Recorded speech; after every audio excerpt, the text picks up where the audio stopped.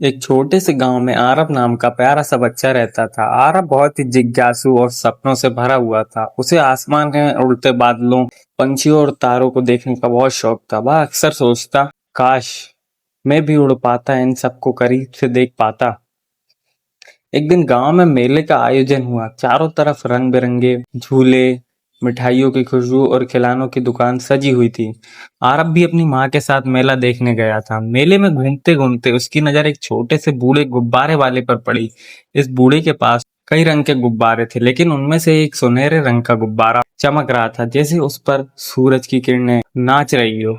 आरब ने उत्सुक होकर पूछा, दादाजी ये सुनहरा गुब्बारा कितना सुंदर है, क्या मैं इसे ले सकता हूँ? बूढ़े ने मुस्कुराते हुए कहा, ये कोई साधारण गुब्बारा नहीं है बेटा, ये जादुई गुब्बारा है, लेकिन याद रखना इसका इस्तेमाल अच्छे कामों के लिए ही करना। आरब ने तुरंत वह गुब्बारा ले लिया।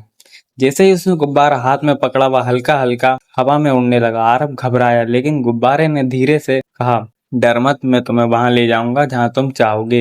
आरब की आंखें चमक उठी। उसने कहा, मुझे बादलों के पास ले चलो। गुब्बारा ऊंचा और ऊंचा उड़ने लगा। आरब ने पहली बार गांव को ऊपर से देखा। छोटे छोटे घर, खेत और दूर दूर तक फैली नदियां फिर से बादलों के बीच पहुंच गए, और सफेद मुलायम बादल ऐसे लग रहे थे जैसे रुई के बड़े बड़े टुकड़े हों। वही रंग बिरंगे पक्षी गा रहे थे और हवा में मीठी खुशबू थी। अचानक गुब्बारे ने कहा, आरब देखो, नीचे उस जंगल में एक हिरन फंसा हुआ है। आरब ने नीचे देखा। सचमुच में एक छोटा हिरन शिकारी के जाल में फंसा था। उसने तुरंत गुब्बारे से कहा, मुझे वहां ले चलो। गुब्बारा तेजी से नीचे उतरा और आरब ने जाल खोलकर हिरन को आजाद कर दिया। हिरन ने उसकी आंखों में कृतज्ञता से देखा और जंगल की ओर भाग गया। उस दिन के बाद आरब ने जादुई गुब्बारे का इस्तेमाल कई अच्छे कामों के लिए किया। कभी किसी खोए बच्चे को घर पहुंचाना, कभी सूखे खेत में बारिशों को बुलाना, तो कभी बीमार पक्षी को सुरक्षित जगह पहुंचा देना।